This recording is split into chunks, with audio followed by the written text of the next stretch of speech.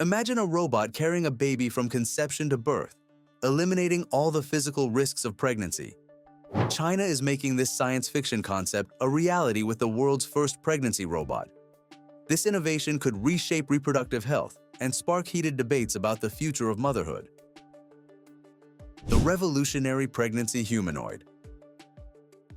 So what exactly is this pregnancy robot? Well, it's not just another incubator or medical device we've seen before. This is something entirely different.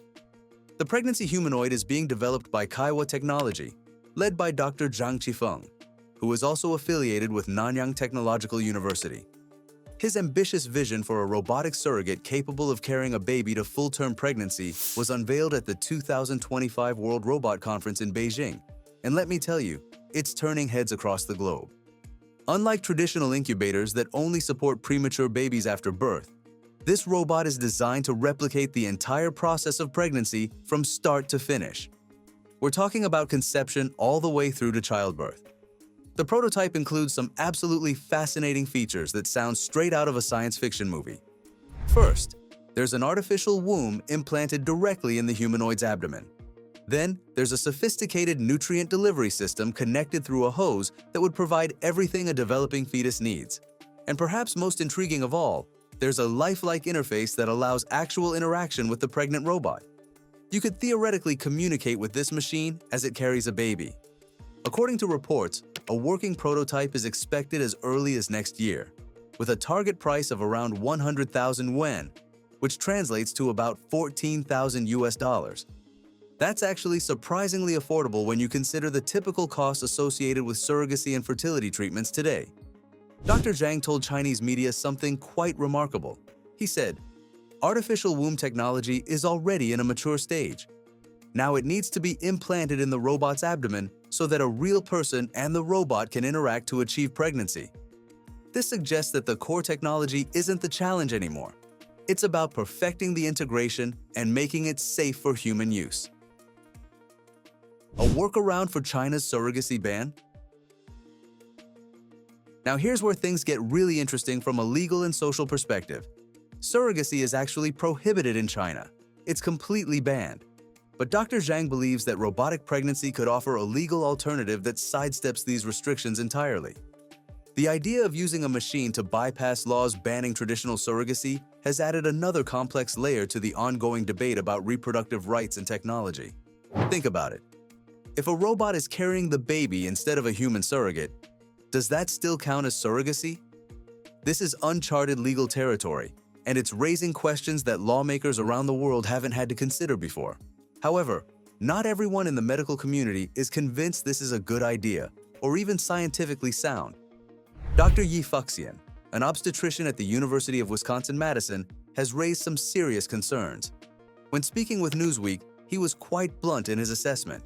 He called the robot likely just a gimmick, suggesting that it might be more about spectacle than actual science. Dr. Yi emphasized that pregnancy is an extremely complex process, with each step being incredibly delicate and critical. He warned that even if the robot could theoretically bring a child to term, it comes with many health and ethical risks that we haven't fully explored yet. He also pointed out something crucial. Just because we've had some success with artificial gestation in animals like sheep doesn't guarantee human success. The biology is fundamentally different, and many health risks emerge at different ages in human development. And that's not even mentioning the potential mental health issues that could arise from being gestated by a machine instead of a human mother. The unanswered ethical and legal questions. Kaiwa Technology has announced that it's begun working with government authorities in Guangdong Province to address legal and ethical considerations. But here's the thing. There are still massive questions that remain completely unanswered. For example, how would fertilization actually occur? Where would donor eggs be sourced from, and under what conditions? Who holds responsibility for the gestation process if something goes wrong? Is it the company that built the robot? The people who want the baby? The government? These are questions that desperately need answers before this technology can be safely deployed. As of now, no official guidelines or policies have been publicly shared. We're essentially looking at a technology that's racing ahead of the legal and ethical frameworks needed to govern it. This is a pattern we've seen before with emerging technologies, and it rarely ends well without proper oversight. A nation divided on social media. The news of this robot's development has absolutely exploded on Chinese social media, sparking heated debates with reactions ranging from genuine enthusiasm to complete outrage. It's fascinating to see how divided people are on this issue. Critics have raised some deeply troubling concerns.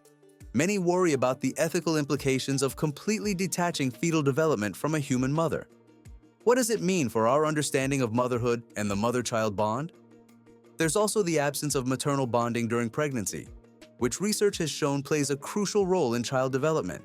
And perhaps most concerning to some is the potential commodification of reproduction, turning the creation of human life into just another transaction or service you can purchase. But supporters of the technology have their own compelling arguments. Many women highlight the relief from physical strain that pregnancy brings. We're talking about 9 months of bodily changes, discomfort, potential complications, and health risks that could be completely eliminated. For infertile couples who've tried everything else, this represents genuine hope for parenthood that they might not have otherwise. And from a broader perspective, it could make parenthood accessible to people who physically cannot carry a pregnancy themselves.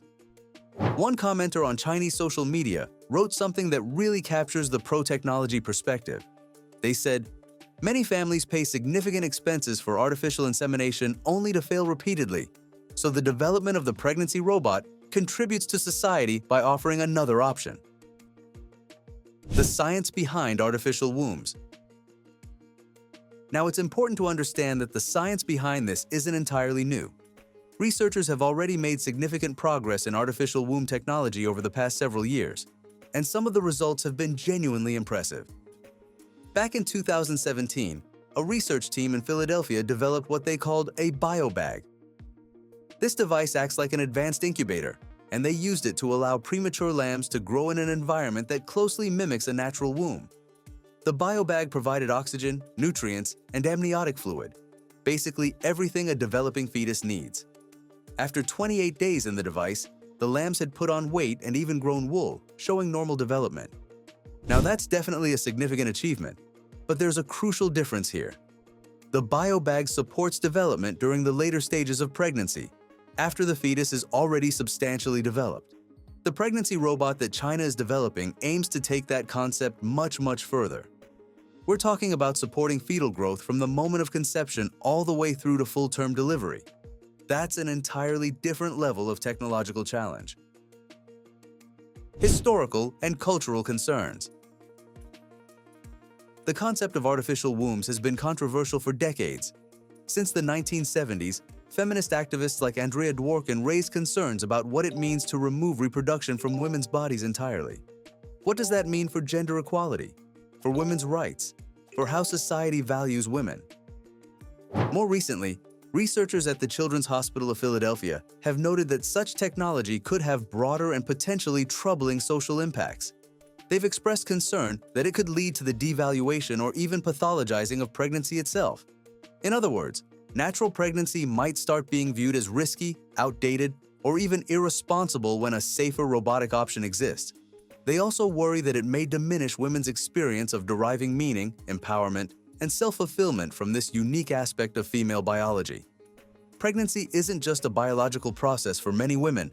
It's a profound experience that shapes their identity and relationship with their child. Why China is leading this innovation? So why is China specifically pushing so hard to develop this technology? Well, the answer lies in some troubling demographic trends. China is facing a serious and rising infertility crisis. The rates have climbed dramatically from 11.9% in 2007 to 18% in 2020. That's a massive increase in just over a decade, and it's creating significant social and economic pressures. In response to this crisis, some local governments in China have expanded insurance coverage for fertility treatments like IVF and artificial insemination, trying to make these options more accessible to struggling couples. But clearly, that hasn't been enough to reverse the trend. Developing a robot surrogate may be part of broader national efforts to combat dangerously low birth rates and make reproduction more accessible to a wider range of people. For a country that's deeply concerned about its aging population and shrinking workforce, innovative solutions like this pregnancy robot might seem like a necessary gamble. what this means for the future. As we look forward, this technology raises unprecedented questions. Will it be regulated internationally or country by country? Will it be accessible only to the wealthy or become a standard healthcare option? And what are the long-term impacts on children gestated by machines instead of human mothers? The pregnancy robot represents both incredible promise and potential peril. How we handle it in the coming years could shape the future of human reproduction for generations to come. Is it a miracle that could help millions or a dangerous step too far? The debate is just beginning.